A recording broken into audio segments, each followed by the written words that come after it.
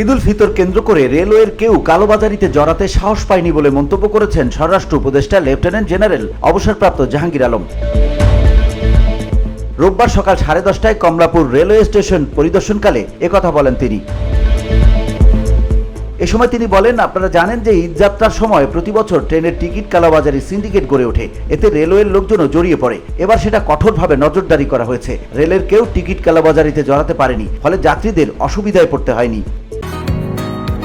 বসুন্ধরা, উত্তরা, বনশ্রী, কুড়িল ও বাড্ডা সহ রাজধানীর বিভিন্ন স্থানে অভিজাত ও অত্যাধুনিক মানের ফ্ল্যাট কেনার এক নির্ভরযোগ্য প্রতিষ্ঠান প্লেজেন্ট প্রপার্টিজ লিমিটেড।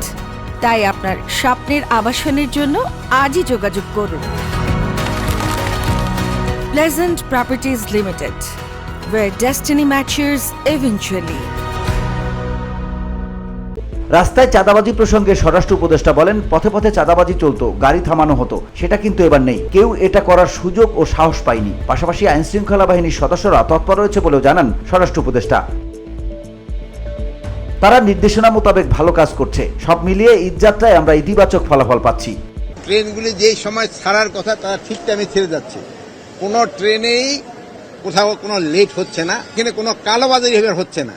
জনগণ খুবই সচেতন, কোনো রকমের অঘটন না ঘটে। এই জন্য জনগণও যেরকম সচেতন, আপনারা ওরকম সচেতন, আমাদের বাহিনী ওরকম ভাবে সচেতন। এ সময় আরো উপস্থিত ছিলেন রেলের মহাপরিচালক মোহাম্মদ আফজাল হোসেন, স্টেশন ম্যানেজার শাহাদাত হোসেন সহ রেলওয়ের ঊর্ধ্বতন কর্মকর্তারা। VOD Bangla news desk.